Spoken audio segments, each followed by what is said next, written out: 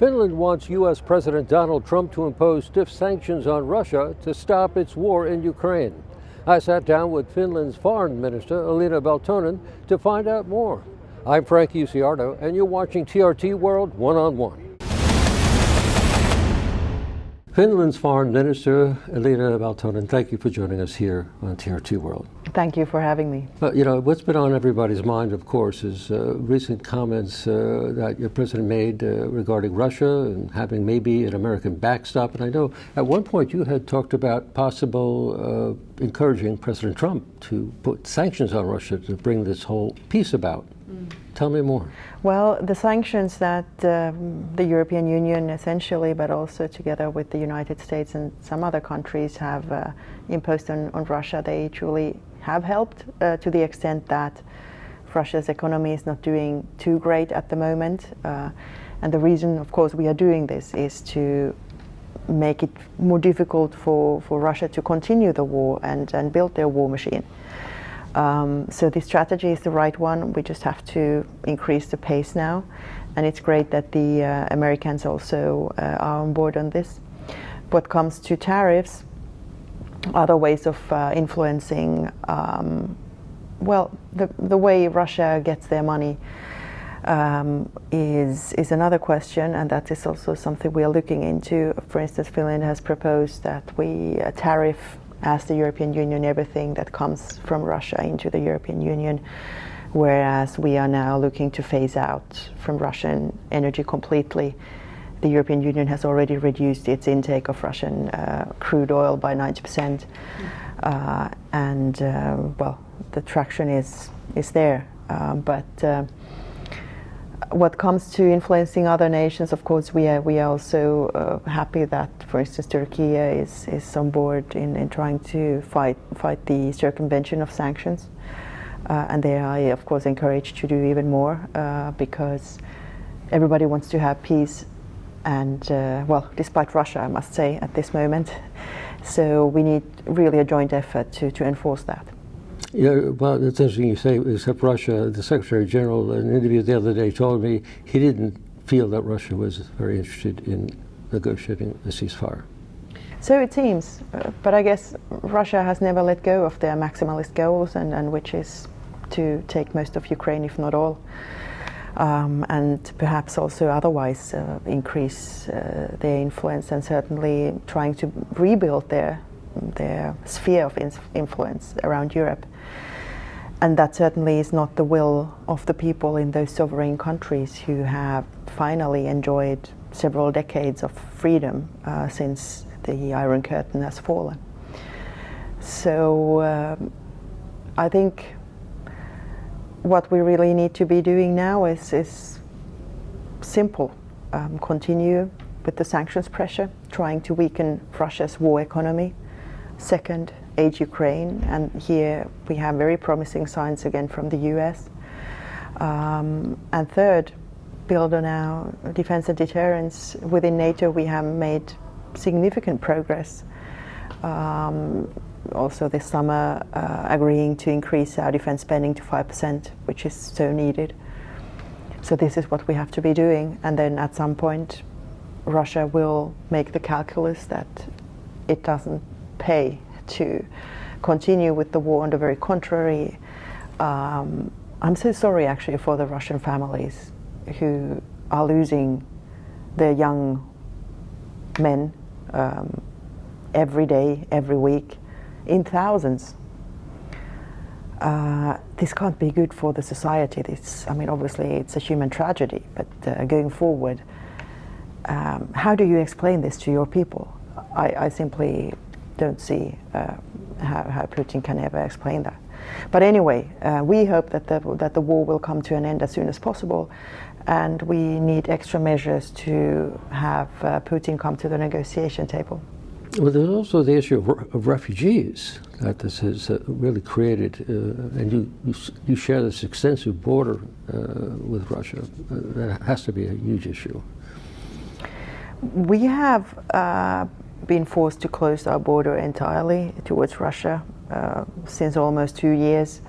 because Russia started to instrumentalize migration against us and destabilize again Western countries through not just pushing people who were already residing in their country, but really attracting people from elsewhere, from third countries, to access the European Union through the Russian route and, for instance, the Finnish border and other border nations. So we had to stop that.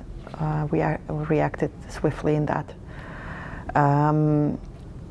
But of course, Russia has always been, also during the Soviet Union time, very rigid on who they let out, especially when it comes to their own citizens. In the General Assembly speech, your president said Israel has no right to violate international law in Palestine. Talk about your country's position on that. And recently, the two-state solution conference earlier this week. Every nation in the UN has the right for territorial integrity, sovereignty, for self-defense. But in Israel's case, after the horrible attacks by Hamas, and also having held the hostages for almost 2 years, Israel's self-defense has definitely gone too far. And certainly what is happening in Gaza is nothing short of a humanitarian catastrophe. And also the continued efforts by Israel to enlarge their settlements in the West Bank is completely unacceptable. Now, I think the latest New York conference in July on the two-state solution was a fantastic platform. First of all, I so applaud the entire process led by France and Saudi Arabia, having lasted already a few months before the July conference took place, and which actually could put together this declaration, which in a way is a historic piece of paper on ideas on how to really, I would say, revive the idea of the two-state solution, because of course we have been experiencing in the past months that the idea is unfortunately fading as we speak through mainly Israel's actions now. So that was a very good initiative, and Finland of course is behind it, and we hope that also the discussions we've had this week, and I know there are proposals floating around on how to put these pieces of the declarations fully in action, because that's what we need now. Yeah, well, one of the proposals that is being put around the Security Council now by France and Saudi Arabia is inserting an international stabilization force. Would your country participate in something like that if it passed? It's very early stages. I wouldn't possibly be able to commit to anything or even comment whether Finland would be interested in joining, but certainly we are interested in all proposals which lead to the stability and the full implementation of the two-state solution, and also which could lead to the negotiations between Israel and Palestine restarting. And after the negotiations between the two parties, well, whatever comes out of it, and of course we hope there might be a peaceful settlement of the decades-long conflict, it has to be, of course, put in practice somehow. And there, I think, all the talks and ideas with also international involvement somehow are very welcome. Based on the recent UN independent panel declaring conditions for genocide in Gaza, do you believe that is the case there? Finland always relies on international law, international humanitarian law, and the international court system for making sure that we have credible judgments on what truly happens on the ground. And therefore, I am not in a position to say whether it's genocide or no. But what I can say, what we see on a daily basis on the ground in Gaza, but also on the West Bank, it's completely unacceptable, and we have to stop it. Genocide or no.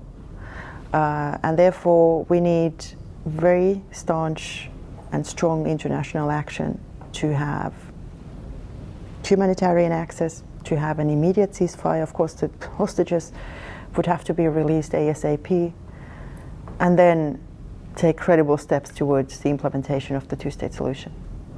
Finland and Turkey co-chair the UN Group of Friends mediation. Tell us about that. It happens every year. Yeah, and now this year we had this event for the 15th time. I was proud to co-host the event. Unfortunately, my good colleague Hakan Fidan had to fly to DC because they apparently are having a meeting with President Trump. But in any case, it was a very successful event, and I think both our countries have a long experience in bringing stability to our various regions, and advocating for peace, and certainly mediating where our powers are needed. So I think it's a very fruitful conference to be held here in New York every year, but also everything what happens in between, and how we also empower other countries to take part in these different mediation efforts around the world, because unfortunately there are a lot of conflicts now as we speak. I think it's extremely important that we have put together this practice. In closing, is the UN still relevant? It's been attacked so much this year. Yeah, and well, 80 years, any organization would have to be reformed, and also what comes to the UN, it's long overdue. It's great that we are reforming the UN, and also we have put forward many proposals as Finland on how to also reform the UN Security Council. Certainly to also have more representation from around the world, and really to truly reflect the realities of today, because the realities of today are quite different from 80 years ago. But what has not changed is the importance of the UN Charter and those incredibly important chapters.